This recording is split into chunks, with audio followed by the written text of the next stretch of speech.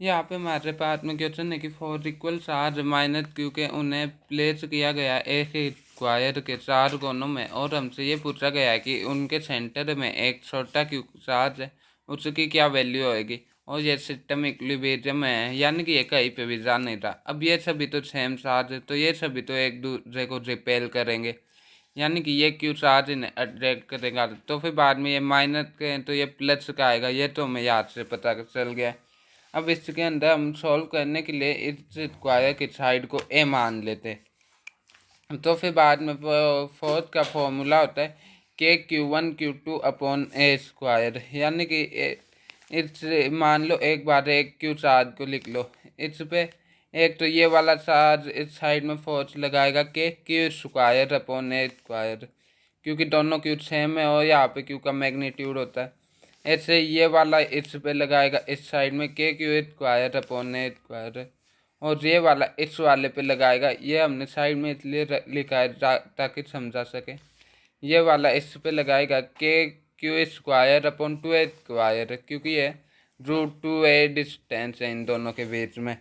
तो फिर बाद में इससे अब इन सभी का सम लग कर लो।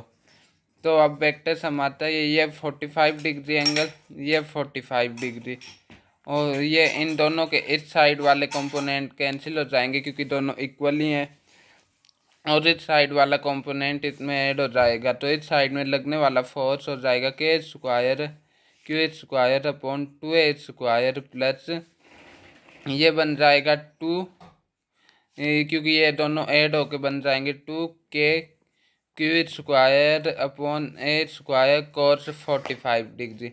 अब कोस 45 डिग्री की वैल्यू होती है रूट टू, यानी कि 1/√2 से इसे इंटू करेंगे तो ये बन जाएगा √2।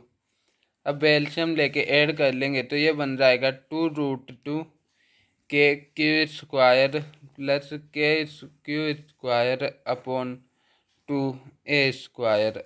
अब इनमें से क्यू स्क्वायर और के को कॉमन ले लो, K q square is equal to two K q square into 2√2 plus 1/2 a square.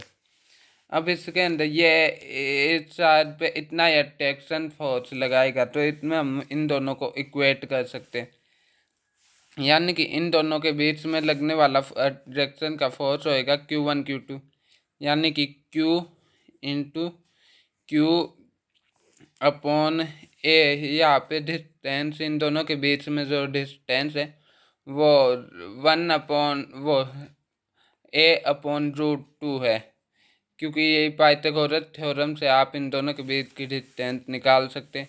ये A/2 ये A/2, तो पाइथागोरस थ्योरम से ये A/√2 आ, यानी कि A/√2 का स्क्वायर हो जाएगा ए स्क्वायर, और √2 यहाँ पे आ जाएगा 2 बन के, और के is equal to K q square 2√2 plus 1/2 a square. तो ए स्क्वायर से ये गया, के क्यू से ये गया के क्यू एक, और तो फिर बाद में हमारे पास में आंसर आ गया है ये कि वो Q is equal to Q 2√2 plus 1/4 a square. इसे ये भी लिख सकते हैं Q/4 2√2 प्लस 1। इसके अंदर अब हमारा ये आंसर आ गया है।